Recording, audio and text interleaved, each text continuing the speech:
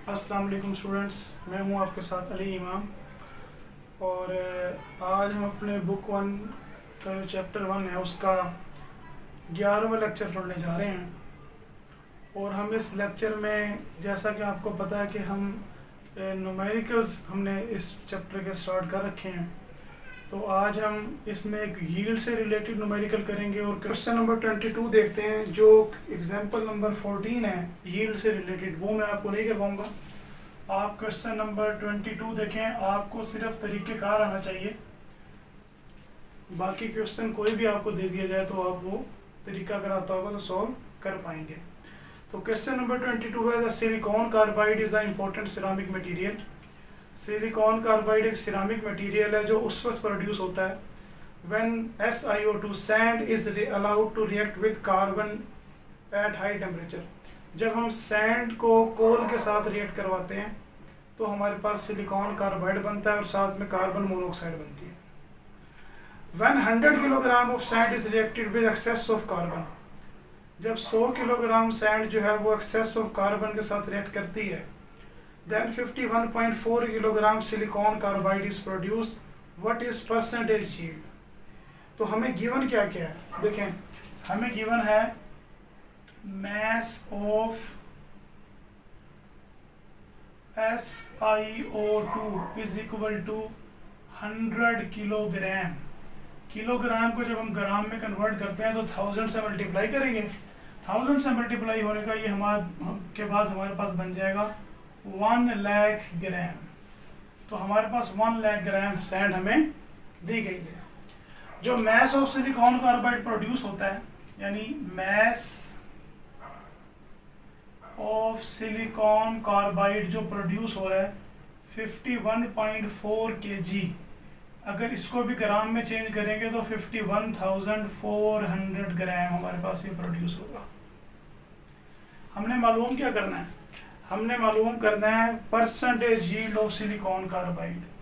Percentage yield of silicon carbide हमने मालूम कर लिया। हमें पता है कि ये जो परसेंटेज यील्ड है हम ये कैसे निकालते हैं। हमारे पास इसका फार्मूला होता है percentage yield is equal to actual yield divided by theoretical yield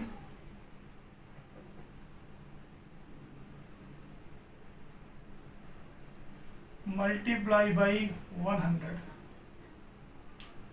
actual yield और थ्योरेटिकल यील्ड मल्टीप्लाई बाय 100। अगर आप गौर करें ना, हमारे पास एक्चुअल यील्ड इस न्यूमेरिकल में दे दी गई है 51,400 ग्राम। थ्योरेटिकल यील्ड हमारे पास नहीं है। और एक्चुअल यील्ड तो हम एक्सपेरिमेंट से निकालते हैं, जो कि हमें बता दिया गया है कि कितनी बनती है। और थ्योरेटिकल यील्ड हम कैसे निकालेंगे, वो हम बैलेंस केमिकल इक्वेशन से निकालते हैं। बैलेंस केमिकल इक्वेशन इसके लिए क्या है, SiO2 plus 3C give us SiCN2CO। हम एक्चुअल यील्ड और थ्योरेटिकल यील्ड, यानी थ्योरेटिकल यील्ड हम निकालते हैं हमेशा बैलेंस केमिकल इक्वेशन से। तो हमने इसकी थ्योरेटिकल यील्ड निकालनी है कि सिलिका जो है SiO2 ये कितना सिलिकॉन कार्बाइड बनाता है। हमने इसकी यील्ड निकालनी है कि सिलिका कितना सिलिकॉन कार्बाइड बनाता है। हम कंपैरिजन कर लेंगे SiO2 रेशो सिलिकॉन कार्बाइड। अब इक्वेशन के मुताबिक देखें, SiO2 का मैस होता है सिलिकॉन 28 और 2 ऑक्सीजन 32, तो मेरा आंसर आ जाएगा 60 ग्राम पर मोल। और ये 28 + 12 ये आ जाएगा 40। तो मैं कहता हूँ इक्वेशन के मुताबिक अगर इसके 60 ग्राम हों तो मेरे पास सिलिकॉन कार्बाइड के 40 ग्राम बनेंगे। अगर मेरे पास इसका 1 ग्राम हो जाए तो मेरे पास इसके 40 डिवाइडेड बाय 60 ग्राम बनेंगे।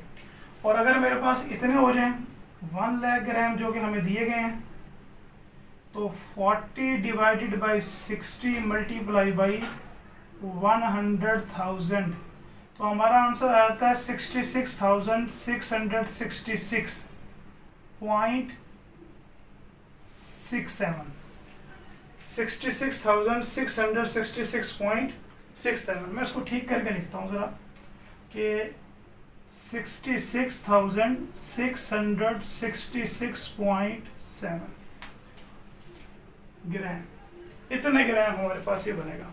यानी थ्योरेटिकल यील्ड हमारी आ गई 66,666.67। इतने ग्राम बनना चाहिए था, बना कितना है 51,400 ग्राम। हमें पता है थ्योरेटिकल यील्ड हमेशा ज़्यादा होती है एक्चुअल से।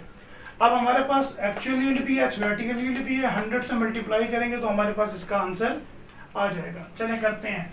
तो percentage yield will be equal to 51,400 divided by 66,666.7 multiply by 100।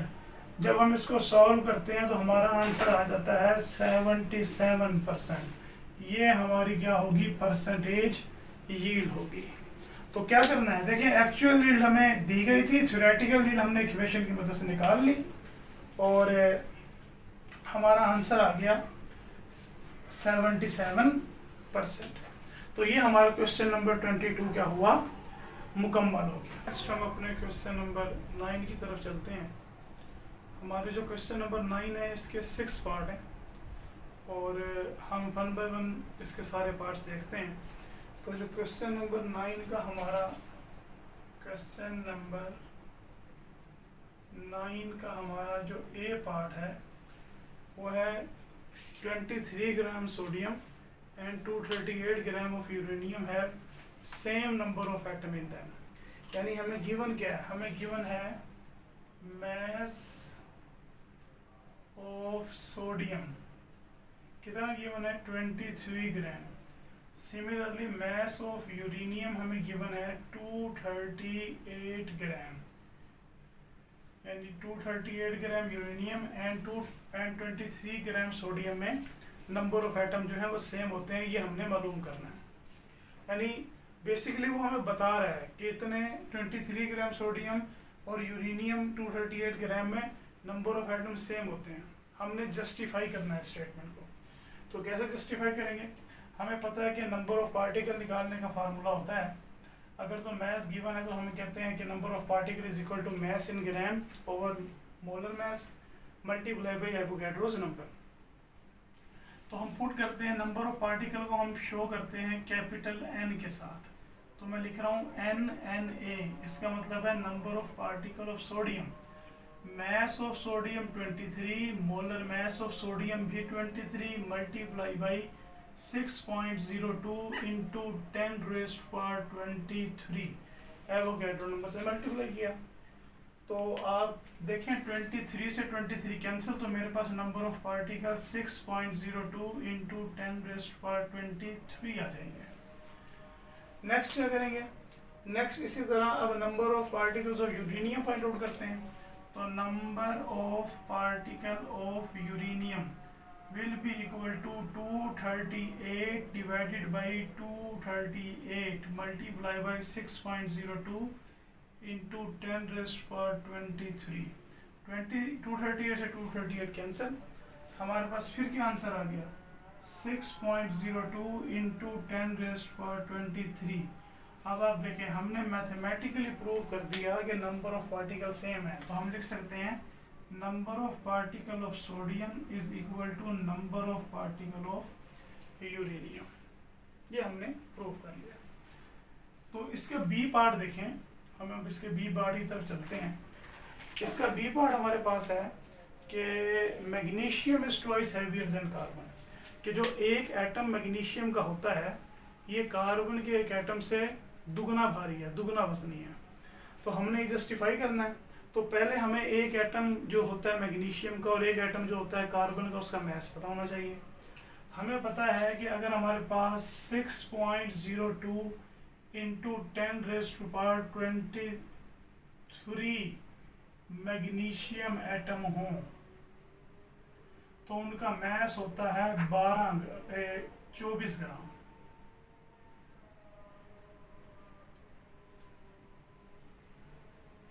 और अगर मेरे पास एक मैग्नीशियम एटम हो तो फिर उसका मैस हो जाएगा 24 डिवाइडेड बाई 6.02 इंटू 10⁻23। मैं जब इसको डिवाइड करता हूँ ना, मेरा आंसर आता है 3.98 इंटू 10⁻⁻23। ये मेरे पास एक मैग्नीशियम एटम का मास आ गया ग्राम में। सिमिलरली आप एक कार्बन एटम का मास निकालें ज़रा। कैसे निकालेंगे? हम कहेंगे 6.02 इंटू 10⁻23 कार्बन एटम अगर मेरे पास हों तो उनका मास बराबर होता है 12 ग्राम के। अगर एक कार्बन एटम हो जाए तो 12 डिवाइडेड बाई 6.02 इंटू 10⁻23, मेरा आंसर आ गया 1.99 इंटू 10⁻⁻23 ग्राम। हमने बताना है कि मैग्नीशियम ट्वाइस हैवियर है कार्बन से, यानी एक मैग्नीशियम एटम कार्बन एटम से ट्वाइस हैवियर है। तो हम सिंपल क्या करते हैं, रेशो बना लेते हैं, कंपेयर कर लेते हैं। Carbon ratio magnesium, carbon 1.98 into 10⁻⁻23 और ये 1.99 और ये 3.98 इंटू 10⁻⁻23। रेशो बनाने के लिए क्या करते हैं, लीस्ट वैल्यू से डिवाइड करते हैं। इसका मतलब है 1.99 इंटू 10⁻⁻23 और ये भी 1.99 इंटू 10⁻⁻23 से हम इसको डिवाइड करते हैं। हमारा आंसर आ जाएगा, ये 1 है और ये कैंसिल हो गए 2, तो 1:2 1:2 आंसर आ गया। यानी कार्बन के मुकाबले में जो मैग्नीशियम है वो क्या होता है, 2 टाइम्स हैवी होता है। स्टूडेंट तीसरा पार्ट है कि 180 gram glucose and 342 gram of sucrose. C part, 180 gram glucose and 342 gram of sucrose have same number of molecule. यानी हमें बता दिया गया है कि 180 ग्राम ग्लूकोज में और 342 ग्राम सुक्रोज में नंबर ऑफ मॉलिक्यूल्स सेम होते हैं। और अगला इसका भी हिस्सा है कि have same but different number of atom, लेकिन नंबर ऑफ एटम क्या होते हैं, डिफरेंट होते हैं। तो सबसे पहले हम प्रूव करते हैं, यानी जो हमें बताया गया जस्टिफाई करते हैं कि इनके नंबर ऑफ मॉलिक्यूल सेम होते हैं। फिर हम जस्टिफाई करेंगे कि नंबर ऑफ एटम डिफरेंट होते हैं। तो सबसे पहले देखें, हमारे पास जो मास है ग्लूकोज का, देखिए mass of glucose is equal to 180 gram. तो नंबर ऑफ मॉलिक्यूल्स निकाल लें, यानी नंबर ऑफ पार्टिकल्स निकाल लेते हैं। हमारे पास हो जाएगा नंबर ऑफ पार्टिकल्स, मैं नीचे Ng लिख रहा हूँ, G stand for glucose, N stands for number of particle, mass in gram 180 और ग्लूकोज का मोलर मास भी 180 होता है, multiply by 6.02 into 10⁻23। 180 molar mass कैसे होता है, देखिए ग्लूकोज का फार्मूला होता है C6H12O6। तो ये हो जाएगा 6 into 12 plus 12 into 1 plus 6 into 16। इसको मैं थोड़ा सा यहाँ पे लिखता हूँ, 6.02 इंटू 10⁻23 कैसे, 6 into 12 plus 1 into 12 plus 6 into 16। तो ये आप सबको जब ऐड करेंगे ना, ये 180 आंसर आ जाएगा। तो 180 से 180 मेरा क्या हो गया, कैंसिल हो गया। तो 6.02 इंटू 10⁻23 ये ग्लूकोज का नंबर ऑफ पार्टिकल है। सुक्रोज के कैसे निकालेंगे, NS लिख रहा हूँ, 342/342, 6.02 इंटू 10⁻23। सुक्रोज होता है C12H22O11। तो 12 into 12 plus 22 into 1 plus 11 into 16। तो इसका आप जब सॉल्व करेंगे ना तो 342 ग्राम पर मोल इसका आंसर आ जाएगा। मोलर मास का यूनिट होता है ग्राम पर मोल। तो मेरा अब जब मैं इसको सॉल्व करूँगा ना तो मेरा आंसर यही आ जाएगा 6.02 इंटू 10⁻23। तो नंबर ऑफ पार्टिकल सेम ना आ गए, ग्लूकोज के भी और सुक्रोज को भी। तो मैंने इसका एक हिस्सा जस्टिफाई किया है अभी कि नंबर ऑफ मॉलिक्यूल सेम होते हैं। अब मैं इसका दूसरा हिस्सा जस्टिफाई करूंगा but different number of particle, लेकिन नंबर ऑफ पार्टिकल क्या होते हैं, डिफरेंट होते हैं। अब उसको जस्टिफाई कैसे करेंगे, देखें आपको पहले ग्लूकोज की और सुक्रोज की एटॉमिसिटी पता होनी चाहिए। तो हम बताएंगे कि 1 मॉलिक्यूल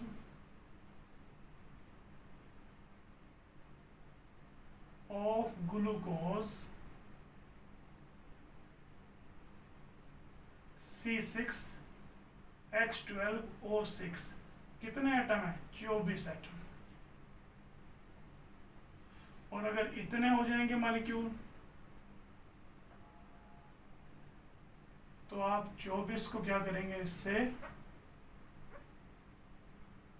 मल्टीप्लाई करेंगे, आंसर आ जाता है 144.4 इंटू 10⁻²⁴। सिमिलरली तो 1 मॉलिक्यूल ऑफ सुक्रोज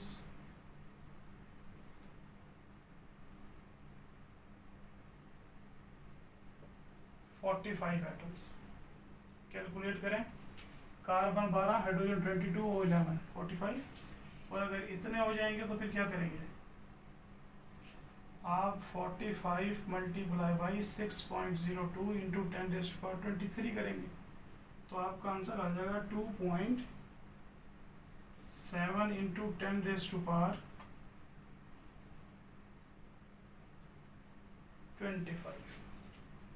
तो देखिए अब नंबर ऑफ एटम डिफरेंट है लेकिन नंबर ऑफ मॉलिक्यूल्स क्या आए हैं, दोनों के सेम आए हैं।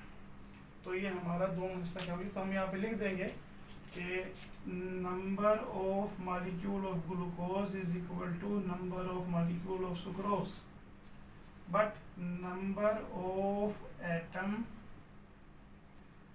ऑफ ग्लूकोज, जी लिख रहा हूँ खाली, is not equal to number of atom of sucrose. आप पूरा लिखिएगा, मैंने जी लिखा है सिर्फ शॉर्ट हैंड। तो ये हमारा सी पार्ट इसका मुकम्मल हो गया। अब हम इसके डी पार्ट की तरफ चलते हैं और इसका जो डी पार्ट है वो है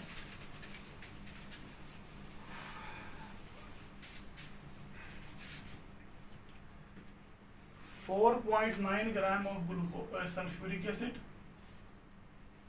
4.9 gram of sulphuric acid when completely ionized in water have equal number of positive and negative charges, but number of positive charges are twice the number of negative charges। यानी वो हमें बता रहा है कि अगर 4.9 ग्राम सल्फ्यूरिक एसिड को पानी में डालें तो वो आयनाइज जब होता है तो हमारे पास जो सोल्यूशन बनेगा उसमें नेगेटिव और पॉजिटिव चार्ज क्या हो जाएगा, बराबर होगा। लेकिन नंबर ऑफ पॉजिटिव चार्ज जो होंगे वो नेगेटिव चार्ज से क्या होंगे, डबल होंगे। तो हमारे पास यहाँ पे गिवन क्या है, हमारे पास गिवन है मास ऑफ सल्फ्यूरिक एसिड, कितना गिवन है जी, 4.9 ग्राम, 4.9 ग्राम हमें सल्फ्यूरिक एसिड का मास क्या है, दिया गया है। अब देखें आप इसके ना नंबर ऑफ मोल्स निकाल लें सल्फ्यूरिक एसिड के, तो मोल निकालने का फार्मूला आपके पास पता है 4.9 डिवाइडेड बाई 98। 98 कैसे आया, हाइड्रोजन 2, सल्फर 32 और ऑक्सीजन 64, इसका मोलर मास 98, ऐड करेंगे आ जाएगा। तो मेरे पास इसके मोल आ गए 0.05, ये मेरे पास सल्फ्यूरिक एसिड के मोल है, यानी हमें इतने मोल सल्फ्यूरिक एसिड ये दिए गए। हमने जो जस्टिफाई करना है ना कि पॉजिटिव चार्ज डबल होते हैं और नेगेटिव और पॉजिटिव चार्ज बराबर होता है, तो हमें उसको जस्टिफाई करने के लिए पहले इक्वेशन लिखना पड़ेगी इसके लिए। तो बैलेंस केमिकल इक्वेशन होती है sulphuric acid gives 2H positive plus SO4 2 negative.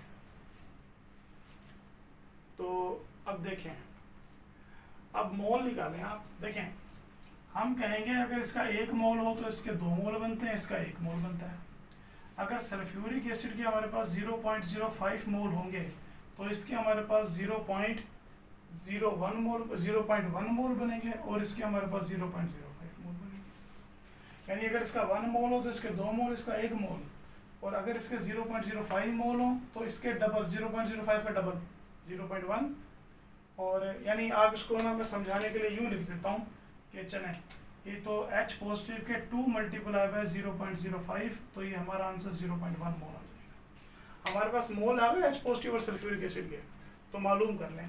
देखें नंबर ऑफ H पॉजिटिव कितने होंगे, number of moles multiply by Avogadro's number, तो नंबर ऑफ मोल कितने आए 0.1 मल्टीप्लाई बाई एवोगैड्रोस नंबर, तो हमारा आंसर इसका आ जाता है 6.02 इंटू 10⁻22, 6.02 इंटू 10⁻22, ये हमारे पास नंबर ऑफ H पॉजिटिव आए हैं।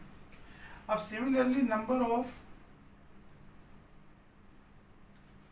SO4 2 नेगेटिव कैसे निकालेंगे, 0.05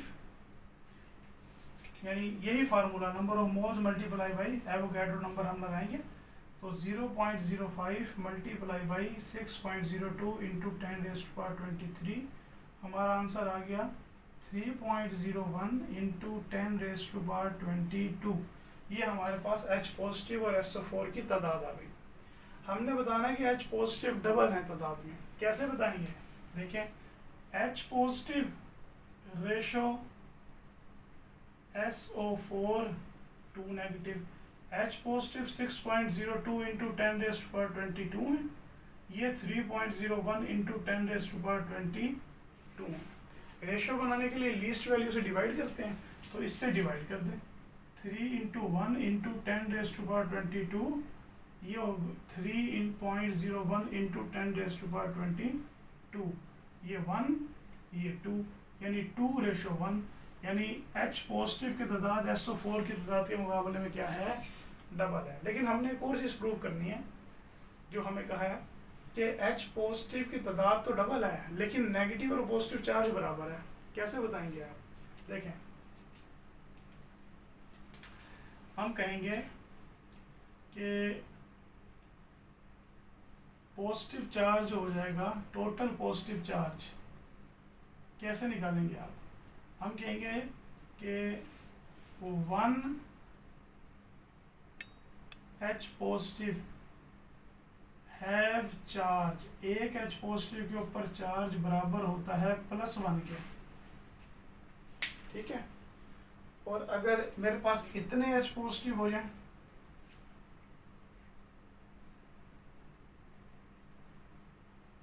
तो फिर 1 से मल्टीप्लाई होगा तो +6.02 इंटू 10⁻22, ये प्लस चार्ज है। इसको मैं इक्वेशन नंबर 1 कह देता हूँ। इसी तरह अगर मेरे पास एक SO4 2 नेगेटिव हो तो उसके ऊपर चार्ज होता है -2, अगर इतने हो जाए तो -2 मल्टीप्लाई बाई 3.01 इंटू 10⁻22, तो मेरा आंसर आएगा -6.02 इंटू 10⁻20। देखिए मैग्नीट्यूड क्या है, चार्जेस की सेम है लेकिन साइन अपोजिट है, तो ये नेगेटिव चार्ज 6.02 इंटू 10⁻22 और sorry positive charge 6.02 into 10⁻22। Similarly negative charge भी हमने इतना ही क्या किया है, निकाला है। तो हमने सिर्फ यहाँ पे मैग्नीट्यूड को देखना, मैग्नीट्यूड दोनों के बराबर है, इसका मतलब है नेगेटिव और पॉजिटिव चार्ज क्या है, दोनों का सेम है। स्टूडेंट 5वां क्वेश्चन मैं आपको नहीं करवा रहा, वो इसी तरीके से आपने खुद करना है। मैं आपको इसका छठा पार्ट करवा रहा हूँ, the 2 gram of hydrogen and 16 gram methane and 44 gram of CO2। इसका F पार्ट जो है, E पार्ट मैंने नहीं करवाया, F पार्ट में करवा। हमें जो गिवन है, हमें 3 कंटेनर दिए गए हैं, एक में 2 ग्राम हाइड्रोजन है, दूसरे में हमें 16 ग्राम मीथेन दी गई है, और तीसरे में जो हमें कंटेनर में दिया गया है वो 44 ग्राम CO2। कहते हैं इनके मैसेज भी डिफरेंट हैं, मसलन ये 2 ग्राम, ये 16 ग्राम, ये 44 ग्राम, लेकिन इनका जो वॉल्यूम है वो सेम है। मैसेज डिफरेंट है, साइजेस डिफरेंट है, लेकिन वॉल्यूम जो है वो क्या है, सेम है। तो क्या करें, आप पहले इनके मोल निकाल लें। तो मोल्स ऑफ हाइड्रोजन कैसे निकालेंगे? Moles of hydrogen will be equal to 2 divided by 2 is equal to 1, यानी इसका मतलब है हाइड्रोजन का 1 मोल गिवन है। सिमिलरली मोल ऑफ मीथेन कैसे निकालेंगे? 16/16 1 मोल। इसी तरह मोल ऑफ CO2 कैसे निकालेंगे?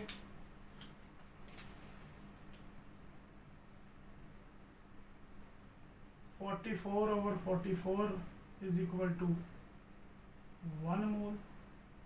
अब देखें हमें तीनों गैसेस के क्या दिए गए हैं? 1 मोल दिए गए हैं। और ये तीनों गैसेस कहाँ हैं? एट STP, ये तीनों STP पे हैं। तो हमने पढ़ा था कि 1 मोल of any gas, any ideal gas at STP contain 22.414 dm³। 1 मोल किसी भी गैस का हो STP पे इतना वॉल्यूम ऑक्यूपाई करता है। किसी भी आइडियल गैस का 1 मोल STP पे इतना वॉल्यूम ऑक्यूपाई करता है। तो क्योंकि अब इन तीनों का 1 मोल है, तो इसका मतलब है हमारे पास इसका वॉल्यूम जो तीनों को 22.414 dm³ होगा।